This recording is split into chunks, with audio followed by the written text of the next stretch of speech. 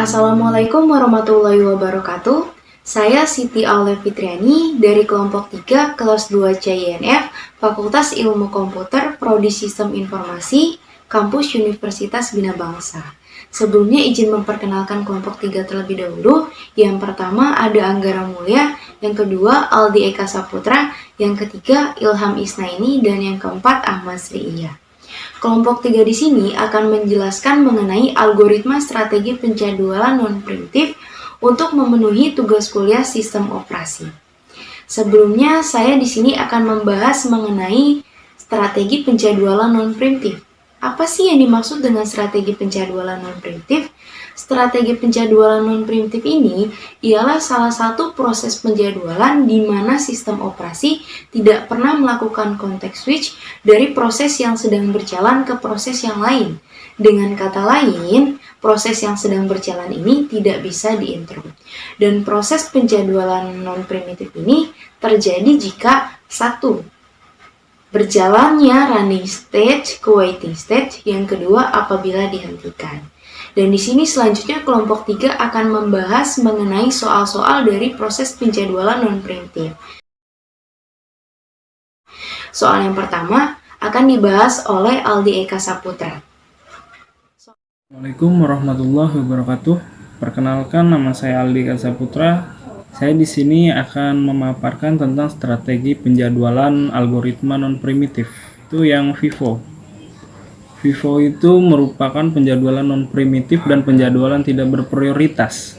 Penjadwalan ini dikatakan adil dari segi proses yang datang duluan dilayani duluan juga. Dikatakan tidak adil karena job-job yang perlu waktu lama membuat job-job pendek menunggu. Job-job tak penting dapat membuat job-job penting menunggu. Oke, langsung saja di sini saya akan memberi contohnya. Kebetulan ada soal dari dosen saya. Baiklah, ini dari soal nomor 1. Soal nomor 1 itu tentang algoritma FIFO. Di sini ada nama proses, waktu tiba, lama eksekusi, mulai eksekusi, selesai eksekusi, TA, jumlah TA, rata-rata. Nama proses untuk P1 itu WT-nya 0, LE-nya atau lama eksekusinya 8, P2 itu WT-nya 1, LE-nya 5, P3 itu WT-nya 2, LE-nya 3, P4 itu WT-nya 4, LE-nya 10, dan P5 itu WT-nya 6, LE-nya 7. Dan cara mengerjakannya, di sini mulai eksekusinya diambil dari waktu tiba P1, waktu tiba pertama, yaitu 0. Dan selesai eksekusi atau SE itu diambil dari lama eksekusi ditambah mulai eksekusi. Jadi LE ditambah ME, 8 ditambah 0 sama dengan 8. Dan TA ini diambil dari hasil selesai eksekusi lalu dikurangi waktu tiba dari P1.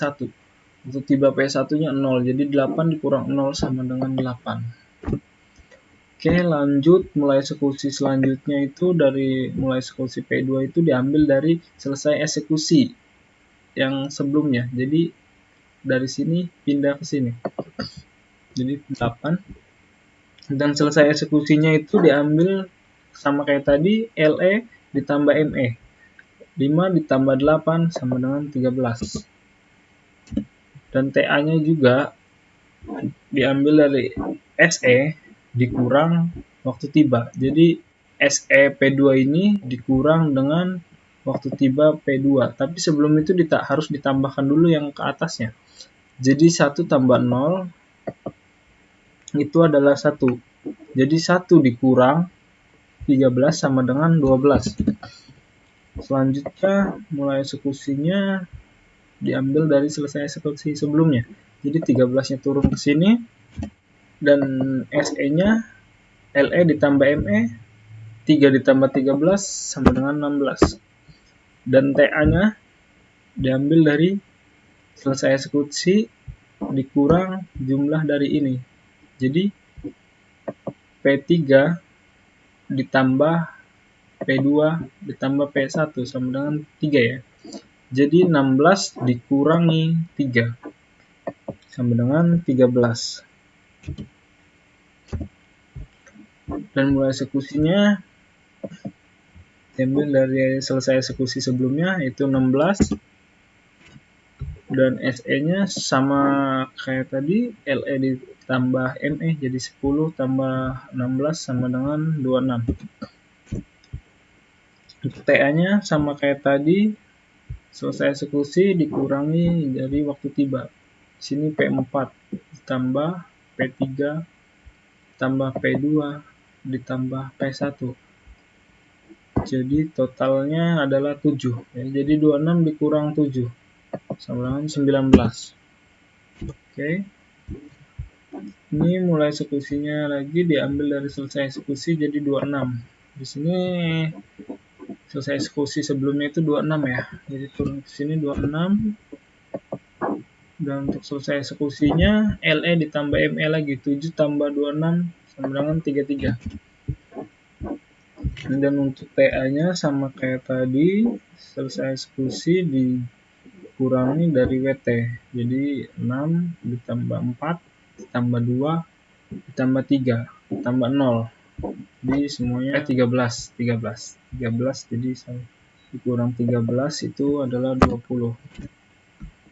Jadi ini cara menghitungnya begini, dan jumlah TA itu diambil dari jumlah keseluruhan TA ini. Kita custom, kita sum, ini kita blok, totalnya 72. Rata-ratanya diambil lagi, kita auto sum aja ya dari average.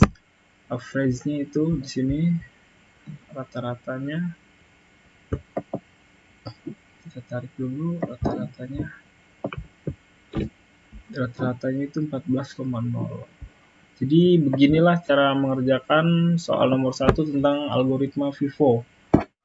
Soal yang kedua akan dibahas oleh Ahmad Sri Ihya. Di sini saya akan menjelaskan nomor 2 yaitu algoritma FIFO. Terdapat nama proses, waktu tiba, lama eksekusi, mulai eksekusi, selesai eksekusi, dan turnaround. Terdapat proses pertama yaitu waktu tibanya 0, lama eksekusinya 8. Proses kedua, waktu tibanya 0, lama eksekusinya 5. Proses 3, waktu tibanya 0, lama eksekusinya 4. Proses keempat, waktu tibanya 0, lama eksekusinya 10. Proses kelima, waktu tibanya 0, lama eksekusinya itu 3. Selanjutnya kita mencari mulai eksekusi. Yang pertama yaitu kita ambil dari waktu tiba pertama yaitu 0, kita ketik di sini 0. Kemudian selesai eksekusi yang pertamanya SE. Rumusnya yaitu LE ditambah ME. LE ditambah ME ya. 8 ditambahin 0 sama dengan yaitu 8. TA-nya rumusnya itu selesai eksekusi dikurangin WT waktu tiba. 8 dikurangin 0 jadi 8. Ketik. Kemudian proses kedua yaitu mulai eksekusi keduanya. Kita ambil dari selesai eksekusi pertama, jadi di sini ketik 8. Kemudian selesai eksekusi keduanya yaitu LE ditambah 8 sama dengan 13. TA2-nya yaitu SE ditambah dikurang WT, jadi nilainya 13. Kemudian proses ketiganya itu mulai eksekusi ketiganya yaitu kita ambil sama selesai eksekusi keduanya. Jadi ketik di sini 13. Kemudian selesai eksekusi ketiganya, rumusnya sama LE ditambah ME. 4 ditambah 13 sama dengan 17. TA-nya yaitu 17 dikurangin 0, 17. Kemudian proses keempat, mulai eksekusi, kita ambil dari selesai eksekusi, jadi 17 di sini. Kemudian selesai eksekusinya 10 ditambah 17 sama dengan 27.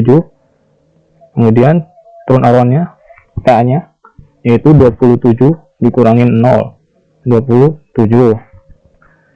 Setelah itu kita mencari proses kelima. Terakhir kita ngambil selesai eksekusi keempat 27. Di sini ketik dimulai eksekusi 27.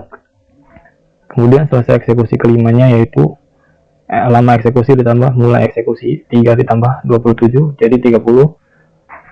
Rumusnya sama, TA juga, TA sama sebelumnya, SE dikurang WT, 30 dikurangin 0, nol semua karena di sininya 0, jadi nilainya tetap 30. Karena sudah terdapat nilainya, kita jumlahkan, jumlah, ketik, pencet auto sum.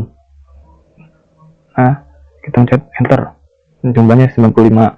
Kemudian kita mencari rata-rata, sama pencet auto sum, pilih average.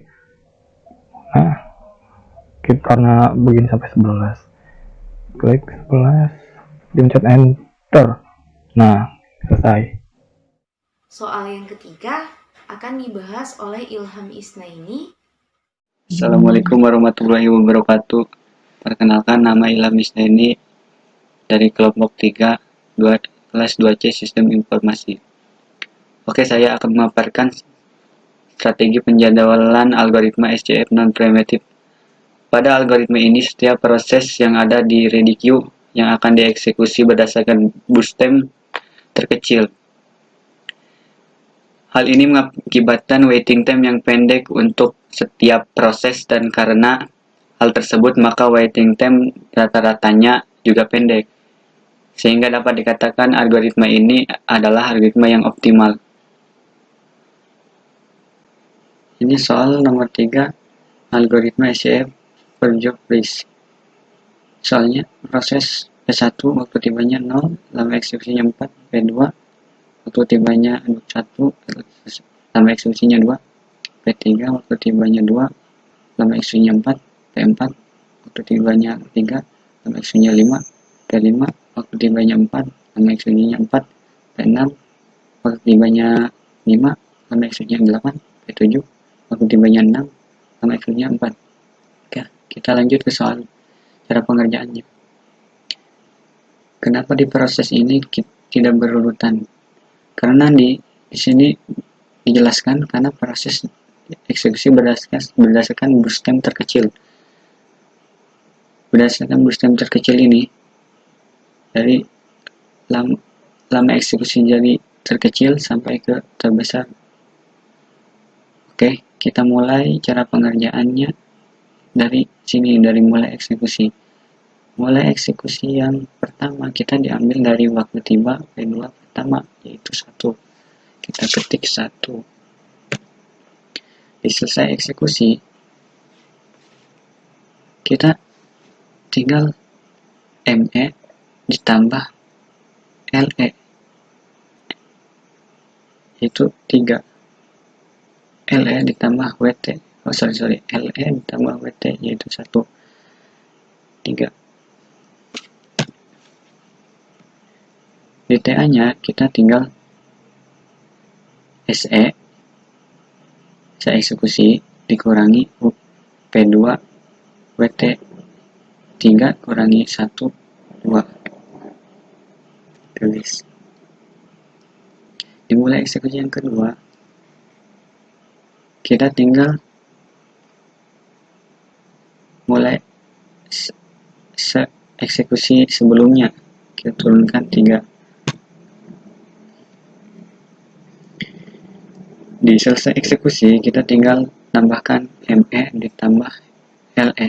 ME ditambah LE, 4 ditambah 3, sama dengan 7. Di TA-nya, kita tinggal kita tinggal 7 SE kurangi WT. SE kurangi WT, 7 kurangi 0, 7. Dimulai eksekusi, kita tinggal turunkan 7. Di selesai eksekusi, kita tinggal tambahkan ME tambah LE. ME tambah LE, 7 tambah 4, isinya 11. Di TA-nya, kita tinggal SE ditambah WT, SE ditambah WT P3, 11 dikurangi 2, yaitu 9. Turunkan lagi 11. Di selesai eksekusi, Kita tinggal 11 ditambah LE P6. 11 ditambah 4 sama dengan 15. Di TA-nya kita tinggal mengurangi 15 di SE kurangi WTP 6. SE kurangi WTP 6, 15 kurangi 5 sama dengan 10.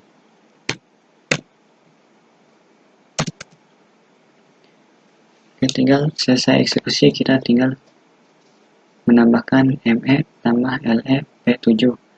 15 tambah 4 19. Di TA nya kita tinggal nambahin S 19 dikurangi waktu 3 P7, yaitu SE kurangi WT 19 kurangi 6 sama dengan 13.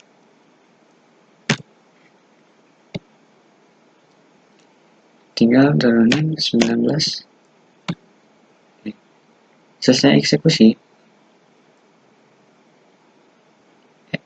ME ditambah LE P4, ME ditambah LE 19 ditambah 5 24. Di TA nya kita tinggal kurangi 24 kurangi 3, SE dikurangi WT P4. 24 kurangi 19 sama dengan 21. Tulis 21. Baik, 24 kita turunin. Mulai eksekusi, ditambah lama eksekusi 24 tambah 8, isinya 32. Di TA nya selesai eksekusi dikurangi WT waktu tiba 32 dikurangi 4, hasilnya 28. Nah, jumlah TA di sini kita jumlahkan, ditambahkan 2 tambah 7 tambah 9 tambah 10 tambah 13 tambah 21 tambah 28, hasilnya 9. Di sini hasilnya 90. Di sini nilai rata-ratanya 90, jumlah TA ini 90 dibagi yang ada proses di sini ada 7. Dibagi 7, jumlahnya 12,85. Oke. Sekian pengerjaan dari saya. Kurang lebihnya saya mohon maaf. Dan yang terakhir, soal keempat akan dibahas oleh Anggara Mulia. Assalamualaikum warahmatullahi wabarakatuh. Perkenalkan, nama saya Anggara Mulia. Saya dari kelas 2C Informasi, jurusan Sistem Informasi. Di sini saya akan menjelaskan tentang algoritma highest ratio next dari penjadwalan non-preemptive. Materi yang akan saya terangkan ini adalah soal UTS di nomor 4 dari tipe soal C. Di sini ada soal dengan nama proses P1 dengan waktu tibanya 0, lama eksekusinya 5. Proses P2 dengan waktu tiba 1, lama eksekusi 4. Proses P3 dengan waktu tiba 2 dan lama eksekusinya 2. Di proses P4 ada waktu tibanya 3 dan lama eksekusinya 5. Di proses P5 ada waktu tibanya 4, lama eksekusinya 8. Di proses P6 itu waktu tibanya 5 dan lama eksekusinya 4. Di proses P7 waktu tibanya 6 dan lama eksekusinya 4. Di sini untuk mencari highest ratio next atau algoritma HRN, itu cara mencarinya sama dengan metode algoritma SJF. Tapi dia mencarinya dengan rasio penalti. Di sini sudah saya tulis rumus rasio penalti itu ialah waktu sia-sia ditambah lama eksekusi dibagi lama eksekusi.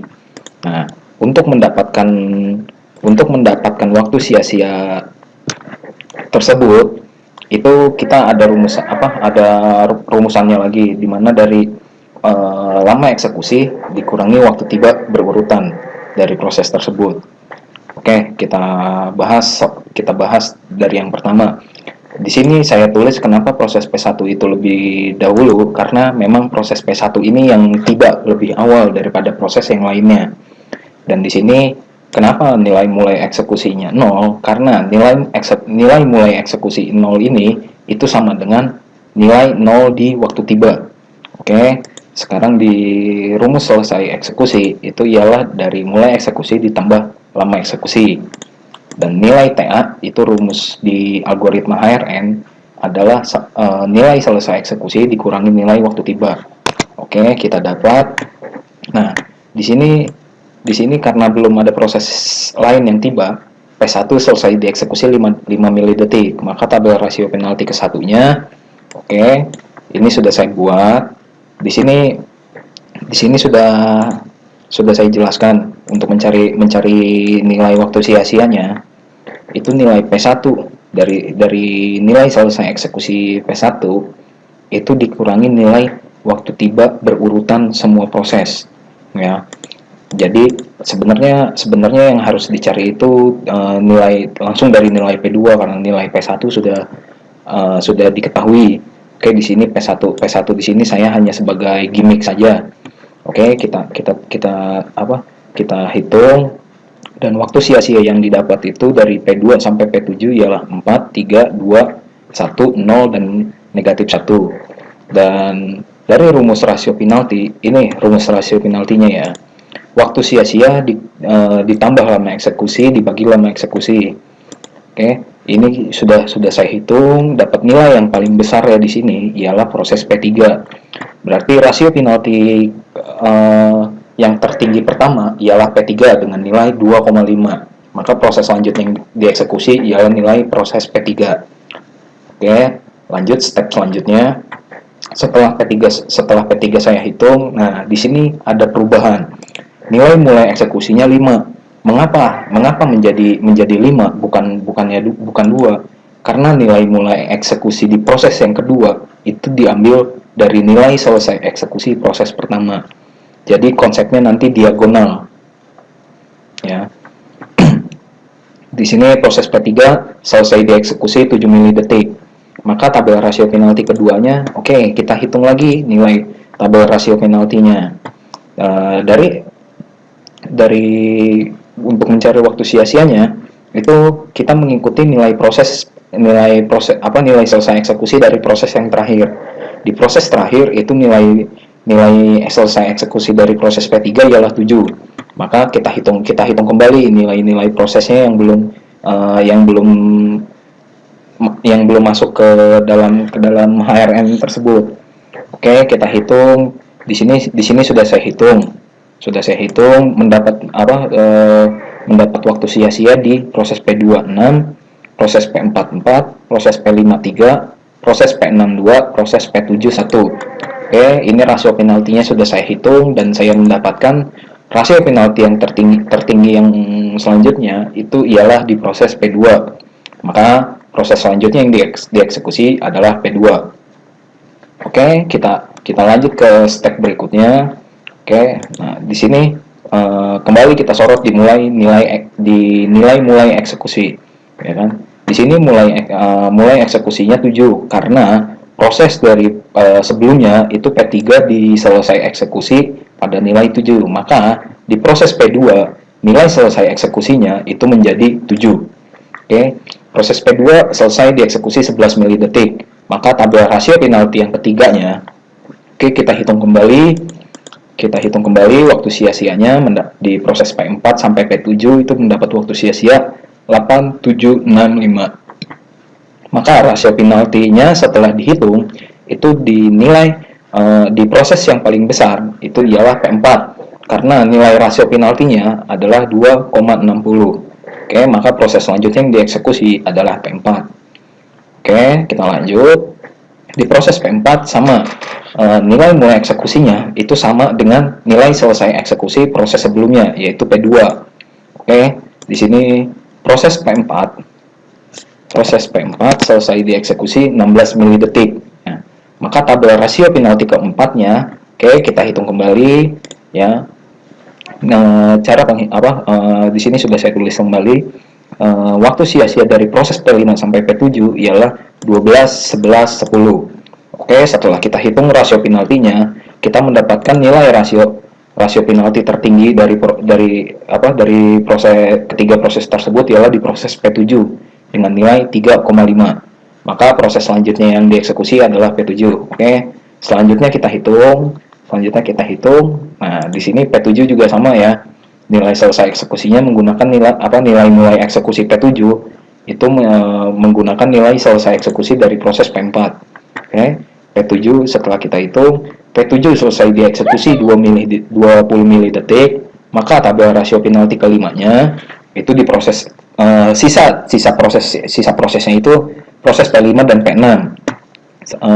Kita hitung rasio penaltinya, itu kita mendapatkan nilai rasio penalti yang tertinggi itu ada di proses P6 dengan nilai 4,75.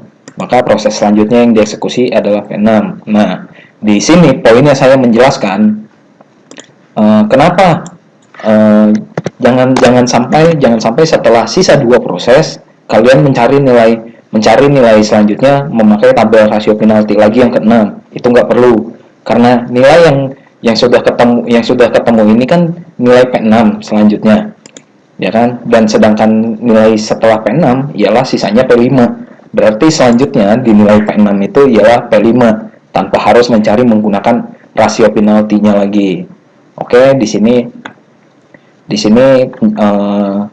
penjelasannya buat nilai P6 itu memakai nilai eksekusi dari proses P7 yaitu 20. Setelah kita hitung, nah di sini pun P5 itu mendapatkan nilai mulai eksekusinya dari nilai selesai eksekusi P6 dengan nilai 24. Oke, di sini kita hitung jumlah TA-nya. Jumlah TA-nya dari proses P1, P3, P2, P4, P7, P6, P5 ialah 94. Dan nilai rata-rata dari TA HRN itu ialah 14,83. Nah, oke, cukup sekian dan terima kasih. Itu penjelasan materi algoritma HRN dari saya. Kurang lebihnya saya mohon maaf. Wassalamualaikum warahmatullahi wabarakatuh.